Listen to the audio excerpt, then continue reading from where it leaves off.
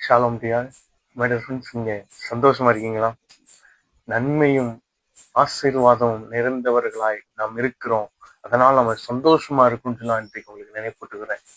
இந்த நாளிலும் நீங்க யோசிக்கலாம், எனக்கு கர்த்தர் எத்தனையோ வாக்கு தத்தங்களை சொல்லியிருக்கிறார், எத்தனையோ ஆசீர்வாதங்களை கொடுத்திருக்கிறார், அதை நிறைவேற்றுன்னு சொல்லியிருக்கிறார். ஆனா நான் அதை பார்க்க முடியவில்லையே, என்னுடைய கண்களுக்கு அது தெரியலையே, ஒருவேளை என்னுடைய காதுல அதை கேட்கவில்லை, என்னோட சிந்தனையில கூட வந்துச்சு, ஆனா அதை நான் பார்க்க முடியலையே அப்படின்னு சொல்லி நீங்க நினைக்கலாம்.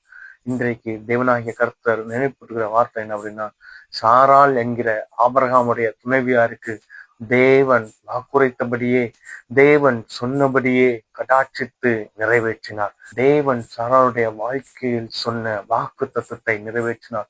ஒருவேளை சாராளுக்கு அதற்குரிய காரணங்கள், அதற்குரிய வழிவகைகள் இல்லாமல் இருந்தாலும் தேவன் கடாட்சித்தார். அதே போல இன்றைக்கும் உங்களுக்கும் எனக்கும் தேவனாகிய கர்த்தர் சொன்ன வாக்கு தத்தங்கள் நிறைவேற வழியே இல்லைன்னு நம்ம நினைக்கலாம் போது, எனக்கு அதற்குரிய ஆசீர்வாதத்துக்குரிய வழியே இல்லைன்னு சொல்லி நீங்க நினைக்கலாம். ஆனாலும் தேவன் நம்மை நினைத்தருளுகிறார், தேவன் நமக்கு கடாட்சிக்கிறார். அவர் வாக்குரைத்தபடியே நான் உனக்கு இதை செய்வேன்னு சொன்னார்னா, அந்த நன்மைகளை, அந்த ஆசீர்வாதங்களை நமக்கு தந்து ஆசீர்வதித்து வழிநடத்துவேன் என்கிறார்.